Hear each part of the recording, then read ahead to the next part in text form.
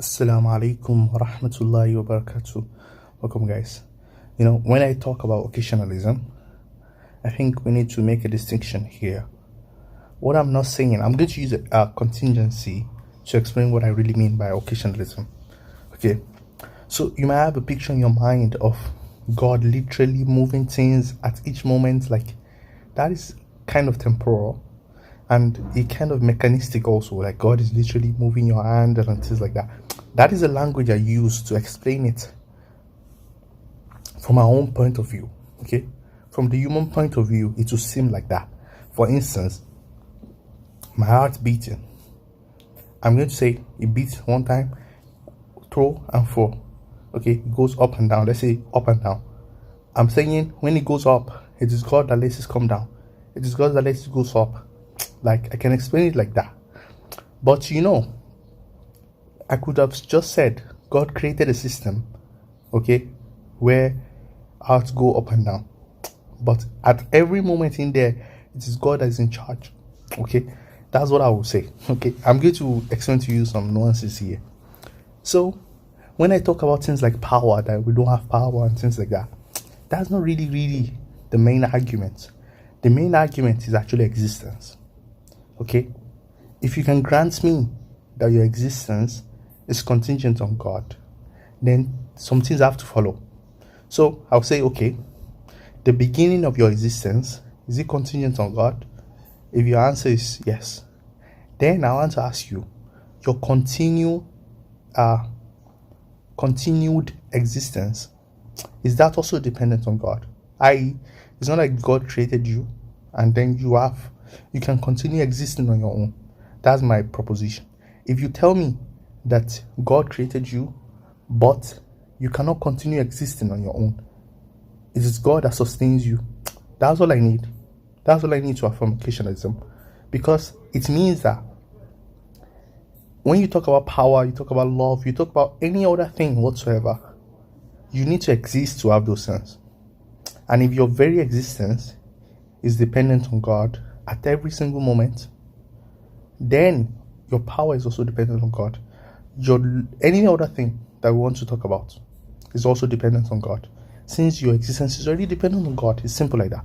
Now, the difference between the occasionalist view and I'll say the philosopher or the other guys or the deist is that they're saying, let's say God created you in the first time, but your continued existence is now dependent on you, so you can continue existing. All God did was just create you. Now you can continue existing on your own without God. We were saying no, you cannot continue existing more than the first moment you exist. To exist the next moment, God has to allow that or create that literally. If not, you wouldn't exist in the next moment. Do you see the difference? Them, they are saying no. Once God creates you, then you're free, kind of. Now, there's another position I want to highlight here. The other position is talking about uncreated material. You see, this is why I was saying I'm against that idea. If the one I've been talking about is creation ex-Nihilo, okay, meaning even your existence is dependent on God. For the first moment of your existence, God literally brings you out of nothing. That is the creation ex-Nihilo, right? Now, if you hold on to creation ex-Materia, that material wasn't created. Do you understand? That material was already existing. It wasn't created. Therefore, that material can continue to exist. Do you understand the difference? The material can continue to exist without God because it wasn't created by God in the first place.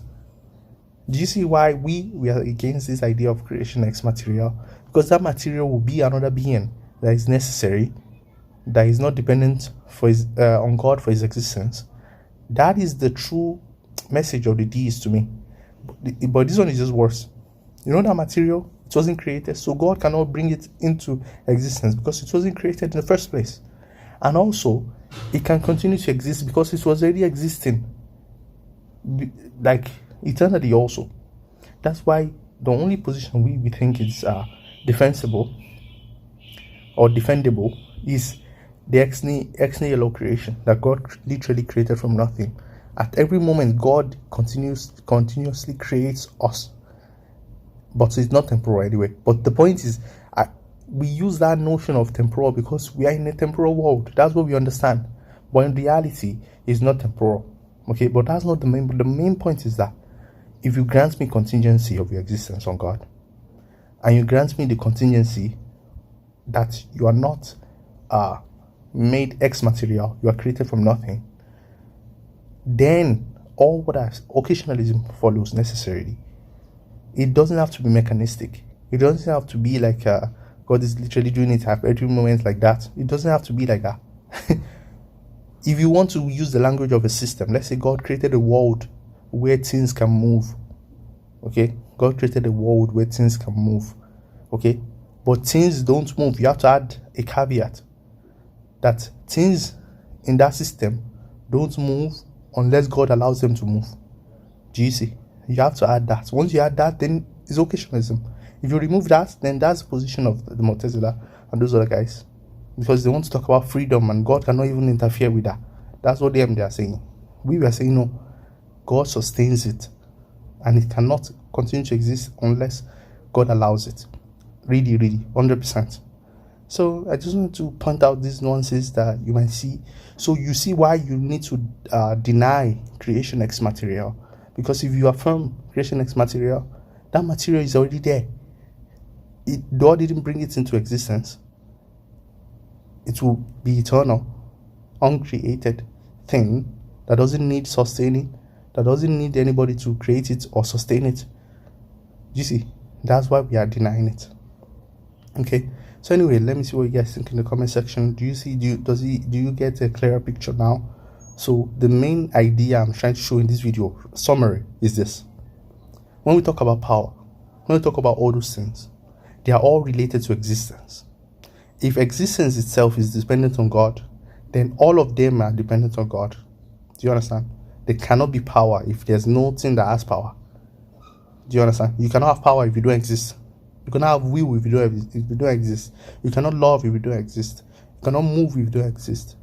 Therefore, your existence itself, if that is dependent on God, then all those things too are dependent on God. That's the argument. Anyway, let me see you guys later. Before I finish, sorry. Take that argument. The alternative will be what? The alternative will be that your existence is not dependent on God. That's the only way you can get out of this occasionalism.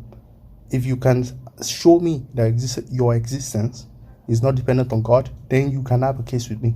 But if your existence, all of it is dependent on God, then that's all. That's all I need to show you occasionalism.